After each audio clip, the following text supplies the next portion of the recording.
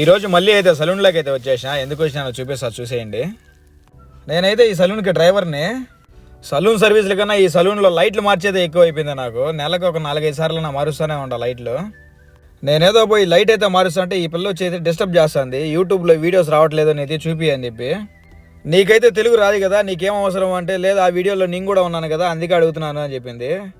ఈ మధ్య అయితే ఈ పిల్లతో సరిగ్గా వీడియోలు అయితే చేయట్లా, హోమ్ సర్వీసులు అయితే లేవు, అందుకే కుదరట్లేదు. ఇప్పుడు రంజాన్ అయితే స్టార్ట్ అయిపోయింది కాబట్టి ఇంకా హోమ్ సర్వీసులు బాగుంటాయి. అలాగే నేను వీడియోలు కూడా బాగా అయితే చేసుకోవచ్చు. నెక్స్ట్ వీక్లో పిలిపిన అమ్మాయి కూడా ఇంకో అమ్మాయి అయితే వస్తుంది. ఇంకా ఆ పిల్ల వచ్చిన తర్వాత ఆ పిల్లతో కూడా వీడియోస్ అయితే చేస్తా. ఇంకో అమ్మాయి సౌత్ ఆఫ్రికా నుంచి అయితే వస్తుందంట, చూద్దాం ఇంకా ఆ పిల్ల కూడా ఎట్లుంటుందో. ఇప్పుడైతే మొత్తం ఈ సలూన్లో 4 అమ్మాయిలు అయితే ఉన్నారు, అందరూ నేపాల్ వాళ్ళే. వచ్చే అమ్మాయిలు బాగుంటే మంచిగా వీడియోస్ అయితే చేసుకోవచ్చు.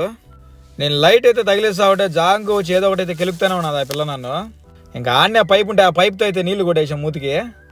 ఈ పిల్ల కదిలియడంతో ముందున్న లైట్ వెనక్కి, వెనకున్న లైట్ ముందుకైతే బిగించేసా.